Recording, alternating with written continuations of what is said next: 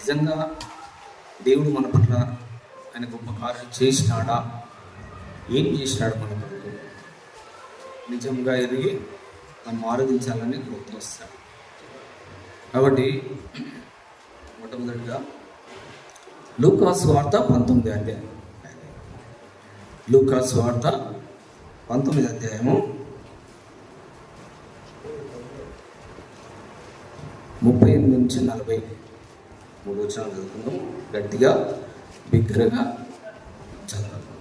లూకా సువార్త 19 అధ్యాయము 38, 39, 43 వచనాలు బిగ్గరగా చదువుకుందాం. ప్రభు పేరిట వచ్చు రాజు స్తుతింపబడును గాక. పరలోకమందు సమాధానమును సర్వోన్నతమైన స్థలములలో మహిమయు ఉండును గాక అని తాను చూచిన అద్భుతములన్నిటిని చూచి మహాశబ్దంతో దేవుని స్తోత్రం చేయసాగిరి. ఆ సమూహంలో ఉన్న కొందరు పరిసయ్యులు, బోధకుడా నీ శిష్యులను గద్దింపుమని ఆయనతో చెప్పగా ఆయన వారిని చూచి వీరు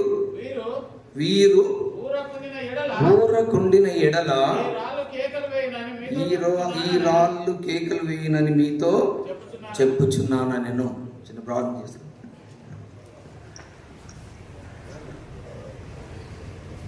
పరలోకపు తండ్రి, కృపా సత్య సంపూర్ణ గొప్ప దేవ, దైవరాజానికి వందనాలు చెల్లిస్తున్నాం. రాత్రి అంతా తీసుకొని కాపాడి మరొక దినాన్ని దయ కలిగించినావు. ఈ దినం పరిశుద్ధ దినం, పునరుత్థాన దినం, మా కొరకై చనిపోయి తిరిగి లేచిన దినాన్ని తండ్రి, ఆత్మతో సత్యంతో ప్రభా సజీవులమై ప్రభాని పాదులు సాగిలపడి మేము ఆరాధించుటకు ప్రభాని వాక్యం విని ఆరాధించి బిడ్డలుగా మనం సిద్ధపరచమని అడుగుతూ వస్తాం. మాకు వినుబుద్ధి పుట్టించండి. నీ ఆత్మాభిషేకం మాపై నింపి కృప చూపని అడుగుతూ వస్తాం. దీని దాసును నన్ను, ఏమాత్రం విహారత యోగ్యత లేనివాడు నన్ను, ప్రళ్ళబడ్డకు శక్తి లేనివాడు నన్ను, ప్రభా జ్ఞానం లేనివాడు నన్ను ప్రభా నీ చేతులకు అప్పచెప్తున్నాను. ప్రభా నీ పళ్ళకు తలుపులిస్తే తప్ప నా నోటిలో నీ మాటలు ఉంచుతా తప్ప నేను మాట్లాడిన పెరుగువాడిని భయస్తుంటాండి. జ్ఞాపకం చేసుకొని ప్రభా నీ ఆత్మాభిషేకం నన్ను నింపి నన్ను బలమైన పాత్రగా నోటి వాడుకొని మహిమ తెచ్చుకోమని అడుగుతూ వస్తాను. ఇంత పాడవలసిన పాటలు ప్రభావం గమనం తీసుకొచ్చి ప్రభావం నీ మహిమ